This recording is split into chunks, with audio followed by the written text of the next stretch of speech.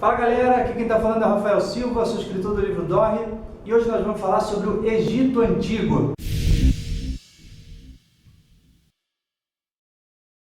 Então vamos lá, como esse tópico é muito variado, tem muita coisa a se falar, vou dar uma resumida, vou quebrar ele nas principais coisas que a gente tem que falar para se entender o Egito Antigo, tá? Não vou falar de religião, de mitologia, isso vai ficar para um outro vídeo, vou fazer um especial sobre isso, tá? Aguenta até lá. Vamos falar aqui sobre o que foi o Egito Antigo, tá? Para vocês entenderem um pouquinho mais o que é essa civilização, vamos falar que classes que nós tínhamos no Egito Antigo, o que você podia ser, sacerdote, vizir, vamos falar um pouquinho sobre isso e vamos falar, é claro, das pirâmides. Quando a gente pensa de Egito Antigo, pensa em Egito Antigo, já lembra das pirâmides. Então, vamos falar um pouquinho delas também, tá certo? Vamos começar então falando do que foi o Egito Antigo. A gente tem 6 civilizações surgindo independentemente de outras culturas do mundo, surgindo sozinhas, cerca de 3.000 anos antes de Cristo, aí dá 5.000 anos atrás, todas mais ou menos na mesma época. Por que será? Mistério, hein, gente? Então vamos lá. A gente tem na China o pessoal se desenvolvendo, a civilização chinesa surgindo sozinha, tem na Índia também o pessoal se desenvolvendo sozinho. A gente tem, vindo para cá, para metade do mundo, o pessoal da Suméria, que foi o primeiro grupo, tivemos um vídeo sobre ele, a primeira civilização se desenvolveu um pouquinho antes, cerca de 3.500, 3.600 anos antes de Cristo. Nas Américas, o pessoal ali, os maias, nós temos os maias se desenvolvendo, perto de nós, próximos aqui no Peru também temos uma civilização se desenvolvendo independentemente e de quem vamos falar hoje, o Egito Antigo, uma das 6 civilizações que surgiram independentemente de outras, não dependeram de outras culturas no mundo, não tiveram legados que eles herdaram. Então vamos lá, se é uma civilização tão importante, né, que teve uma presença histórica tão importante, tem muita coisa a se falar e muito mistério também, como nessas outras aí que eu citei. Tem muito mistério porque foram os primeiros, de onde vieram esses caras. O que era o Egito Antigo? Durou mais ou menos, esse império do Egito Antigo durou mais ou menos entre o ano 3100 a.C. até o ano de 30 a.C. com a Cleópatra, a famosa Cleópatra, que Marco Antônio se apaixonou por ela, se suicidaram juntos e aquela história romântica toda, né? Então tiveram um período de existência de cerca de 3.000 anos. O maior império já conhecido, de maior extensão, maior duração, e o primeiro império a surgir sozinho, porque na Suméria você tem cidades-estados, civilizações, mas são cidades separadas. No Egito você tem um império, um faraó regendo sobre todas as cidades que você tem no Egito, chamados nomos, né? Então já começa a importância do Egito Antigo, o primeiro império que surgiu na humanidade, né? 2334 a.C., a gente tem um império de conquista, que é de Sargão Grande, que invadiu ali as cidades sumérias, criou um império de conquista. Mas o primeiro império que surgiu, que não precisou de outras culturas e viveu assim subsistiu por muito tempo assim, foi o Império do Egito Antigo. 3100 a.C. começou com Menes, foi o primeiro faraó da primeira dinastia, segundo um escriba egípcio que colocou aí a lista de reis que tivemos, de faraós que tivemos no Egito Antigo. Então vamos lá, como é que surgiu essa civilização? Todas as civilizações antigas precisavam de um rio, que era o rio que trazia minerais e deixava as terras em volta férteis, para que o povo pudesse plantar, colher, ter os animais que iam comer ali as plantações e eles comerem a carne dos animais e usarem a força dos animais também, né? O rio é importante, como tivemos na Suméria, falei disso em outro vídeo, né? Vou colocar na descrição aqui. Acesse o vídeo ali do Sumérios, é muito parecido com esse vídeo que nós estamos falando hoje. O rio importante no Egito é o rio Nilo, famosíssimo rio Nilo, é um rio super extenso, que vai do sul para o norte da África, desemboca ali no mar Mediterrâneo. O que a gente precisa falar sobre o Nilo? Primeiro, ele é um rio que deixa uma coisa curiosa, ele está no meio de 2 desertos, o deserto líbico e o deserto da Arábia. Olha a foto aí, como é que é o Nilo, olha os desertos de volta ali. Então era uma região super perigosa, uma região de seca, de agrura, né? E no meio dessa região de 2 desertos você tem um paraíso fluindo. Isso ajuda no quê? Invasões estrangeiras. Ninguém invadiu o Egito, por quê? Porque ele estava no meio de 2 desertos, era difícil chegar ali. Isso facilitou muito a vida do faraó também, tá? Outra coisa que a gente tem que falar do rio Nilo, a corrente dele a corrente dele ia do sul da África para o norte da África, desembocando ali no mar Mediterrâneo. De novo, olha a foto. E do norte, a ordem dos ventos vinham do norte para o sul do Egito. Então o que acontecia? Se você quisesse ir do norte para o sul, do sul para o norte, ou do norte para o sul do Egito, você podia muito bem fazer isso com barcos. Como? Se você sentasse no barco e ficasse parado, normalmente a corrente do rio ia te levar em direção ao norte. Se você levantasse as velas, o vento que é do norte para o sul ia te puxar para o sul. Então era muito fácil você levar coisas no barco, né, gente? Então, cargas, pesos, gente, é muito fácil carregar dessa maneira, né? Isso ajudou muito também o desenvolvimento da civilização egípcia. Outra coisa que temos que falar do Nilo: o Nilo é a vida do Egito. Se não me engano, foi Heródoto que escreveu que o Egito é uma bênção do Nilo.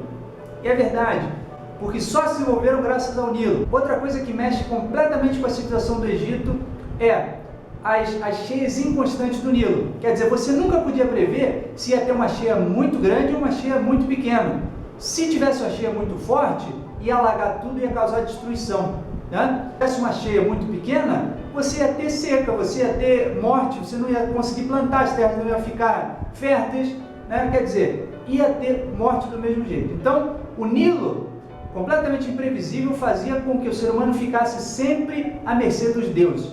A religiosidade do Egito foi importantíssima por conta disso, porque você não sabia o que esperar, então você tinha que contar com Deus. Para contar com Deus, você tinha que estar em bons caminhos com Ele. A religiosidade do Egito mexe com toda a cultura, vamos falar um pouquinho disso aí. O faraó, que era o cabeça, quem mandava em tudo ali, vamos falar já do faraó, ele era considerado Deus na terra. Ele não era um intercessor como em outras culturas, ele era ele próprio Deus. Então você tinha que respeitar o Deus, por isso que foi muito mais fácil que tivesse um rei só, completamente absoluto. A história política do Egito: eles sobreviveram por muito tempo ali, ninguém mexia com eles. Foram uma potência muito grande por muito tempo. Só vieram a cair depois da invasão dos persas ali pelo século 4 a.C., 5 para 4 ali, e depois quando vieram os gregos e conquistaram realmente ali e acabaram com aquela hegemonia, e os romanos também. A história deles é muito longa. Não vamos falar de toda essa história, vamos falar de alguns caras importantes para a história política durante a existência desse império. Começa com Menes, 3100, ele unificou o norte do Egito com o sul do Egito. Antes dele, esse escriba que colocou a história dos reis só fala que eram deuses. Então a gente não sabe se eram pessoas mesmo ou se realmente ele foi o primeiro cara, o primeiro faraó que existiu realmente. Mas na lista oficial que a gente tem, o que a gente tem sobre eles, eram deuses que reinaram antes desse faraó, que era o Menes. Morreu depois de 60 anos, morreu caçando hipopótamo. Já pensou? Morrer com hipopótamo? Mas enfim, nós tivemos aí também outros caras muito importantes. 2650 nós tivemos Djoser com seu vizir Imhotep, vamos falar já deles. Tivemos Snéfro, 2600 a.C., né? Caras importantíssimos para a construção das pirâmides. Agora, em 1279 a.C., nós tivemos o apogeu do Egito com o reinado de Ramsés II. Foi quando o Egito brilhou mais, era a maior potência do mundo de então, né? Como nunca mais voltaria a ser durante o reinado de Ramsés II. Por isso que quando você vê algum filme da Bíblia, de histórias bíblicas, você vai ver Moisés fugindo do Egito justamente no reinado de Ramsés II. Isso ninguém sabe quando que foi, porque a Bíblia não cita qual faraó que era, mas colocam no reinado de Ramsés II por conta dele ser o mais poderoso, né? Você vai ver sempre ele nos filmes, né, e nas histórias sobre o Egito. Então esse foi o Egito antigo, né, gente? Não tem muito o que falar deles. Tiveram uma importância muito grande na medicina. Por quê? Porque pelo fato da religião ser muito importante, do Nilo ser inconstante e deixar eles muito presos à religiosidade, que é uma coisa, além disso, natural no ser humano, esse sentido de religiosidade, você tem uma crença que se desenvolve com os egípcios, que é, para a alma ficar bem depois da morte, a pessoa tem que estar bem cuidada. O corpo, o morto, o cadáver, tem que estar bem cuidado. Então, o que se desenvolveu com eles? A mumificação, o embalsamento, né? que eles deixavam a pessoa bem preservadinha, por isso que a gente tem até hoje, inclusive faraós importantes aí, que você consegue ver a estrutura do corpo inteirinha. Por quê? Por causa desse processo de balsamento, de preservação dos cadáveres. Porque eles acreditavam que esse corpo precisava estar bem cuidado. Isso incluía dar alimentos, levar os bens que a pessoa usou em vida para o túmulo dele, né? E o que você tinha decorrente disso? Você tinha roubos, furtos, né? Daqueles que não tinham tanto medo do mágico, do místico, né? Vamos voltar a isso quando falarmos das pirâmides.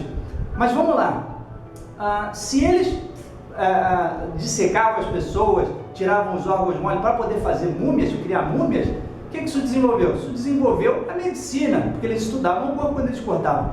Então vamos lá, o Egito antigo teve uma importância muito grande nessa área da medicina, na anatomia, na anestesia, praticavam anestesia, na cirurgia, já faziam cirurgias naquele tempo antes, na farmácia também, inventaram muitas poções mágicas que misturavam muitas substâncias. A própria palavra farmácia vem do grego pharmakon, que vem antes disso do Egito, do egípcio pharmaki, que significava que procurem segurança.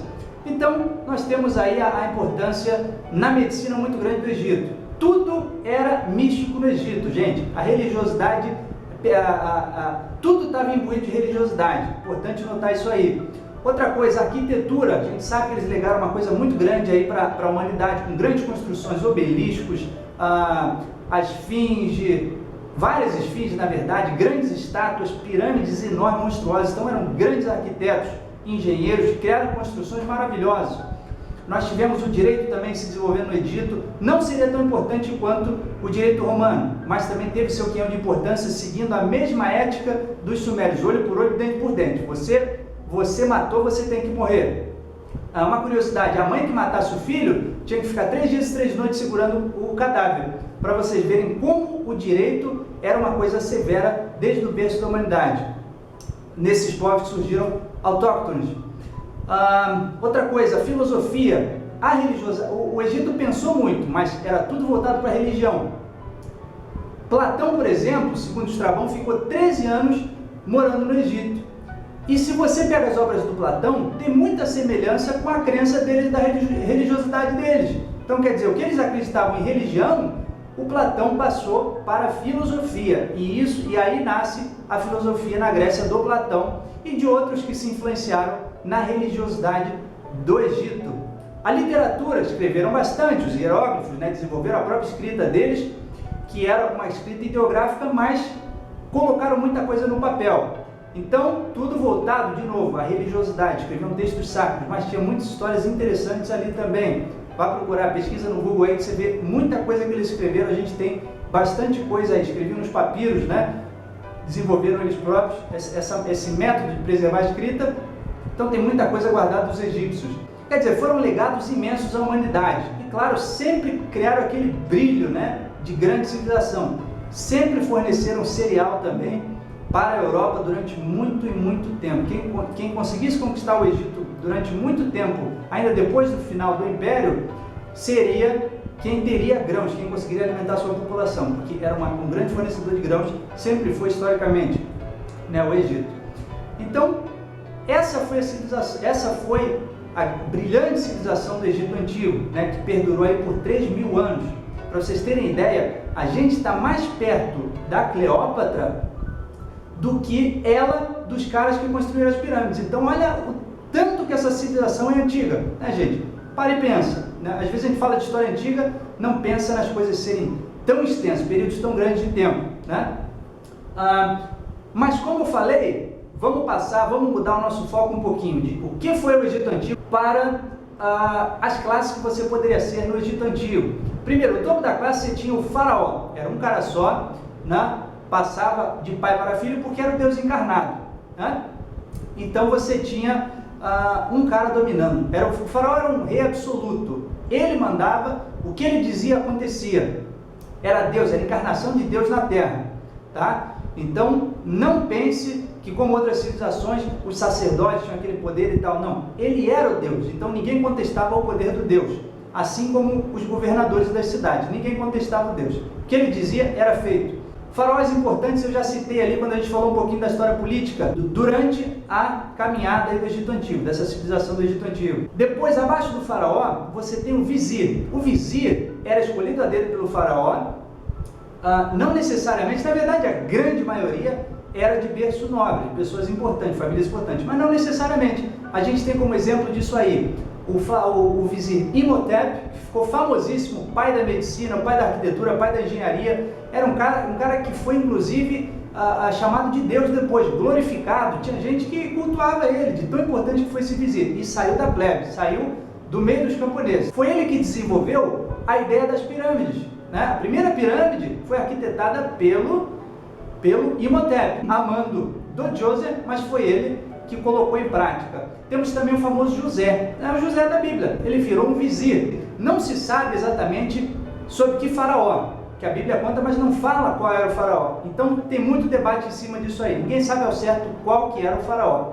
Mas José foi um vizir. O que era o vizir? A posição do vizir, o faraó mandava em tudo, só que ele dizia, ele não sabia fazer, colocar em prática. E o vizir era o cara que colocava em prática, era um tipo de primeiro-ministro.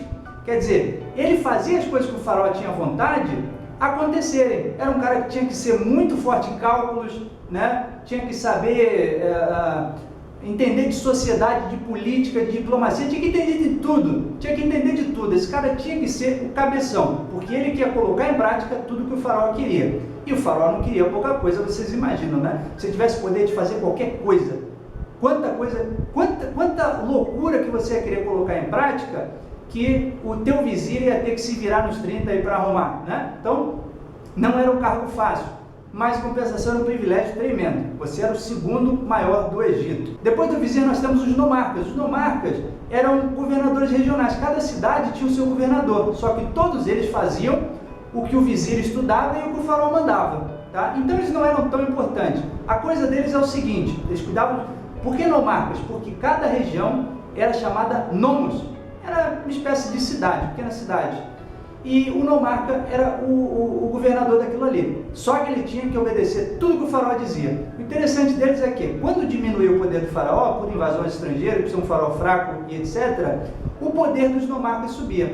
Quer dizer, então eram caras que, ao longo da história do Egito, foram às vezes mais fortes, às vezes mais fracos, tudo depende. Eles se parecem muito com o feudalismo, as monarquias feudais que nós temos na Europa medieval. Se você conhece a Europa medieval, se interessa por isso, é muito parecida a história ali dos nomarcas, ok? Não eram cargos tão importantes quanto o de vizir, mas com certeza tinham uma importância muito grande dentro da sociedade egípcia. Depois dos nomarcas, nós temos dois cargos importantes também. Na verdade, não tem seu privilégio tão grande no sentido de vida, do dia a dia, mas de respeito, de honra, que eram cargos intelectuais, tanto dos sacerdotes quanto o dos escribas. Os sacerdotes nunca foram tão importantes temporalmente, porque, como eu falei, o faraó era o Deus na terra, então não precisava do intermédio, de alguém para intermediar entre o religioso e o temporal, né? Então o papel deles nunca foi tão importante. Tinha o seu quinhão de importância, né? Havia outros deuses, eles prestavam culto a muitos deuses, mas não eram tão importantes. Eram caras que tinham que estudar também, devotar sua vida ao conhecimento, ao saber. Eram pessoas muito inteligentes, muito iluminadas. Os escribas, mesma coisa, não mexiam diretamente com a religião, mas eram pessoas que tinham que devotar sua vida inteira ao estudo das letras, que eram consideradas coisas sagradas, né? Tinham que saber a escrita, fazer a escrita deles, que não era uma coisa simples. Tinham que saber também cálculos, então era um cara que tinha que estudar, tinha que devotar sua infância aos estudos, para poder se tornar um escriba, cargo de privilégio também. Depois desses cargos, nós temos o felá, que é o camponês. O camponês egípcio é o cara, é a massa, é o povão, até hoje está aí, né? Somos nós, trabalhadores, pagamos nossos impostos. Essa era a vida do camponês, a vida do povo, né? Era uma pessoa comum, não era um cargo de mando, de liderança. Era o povo, pagava seus impostos, fazia sua colheita, vivia, sobrevivia junto com a sua família, dependia muito das cheias do Nilo. Se alagasse, destruía, perdia tudo. Se desse seca, podia morrer de fome se atingisse a região, a terra dele. Então estava à mercê do divino e dependia diretamente do faraó. Depois desses caras, nós temos os escravos. Os escravos no Egito, a gente tinha duas classes. Tinha o escravo doméstico, que era considerado parte da família, tinha uma vida muito boa, esse tipo de escravo, e tinha o escravo, que era o escravo de obras públicas. Esse outro escravo, a coisa era um pouco diferente. Esse sofria, esse coitado aí tinha o lombo esquentado, sofria, apanhava, né? Tinha que carregar pedra para um lado e para o outro, fazer tudo aquilo que o faraó desejava e o vizir fazia na prática acontecer, era o escravo que ia ter que colocar em prática, puxar terra, puxar peso, levantar, construir, botar, girar, era o escravo de obras que fazia. Muitos morriam, claro, durante esse trajeto, né?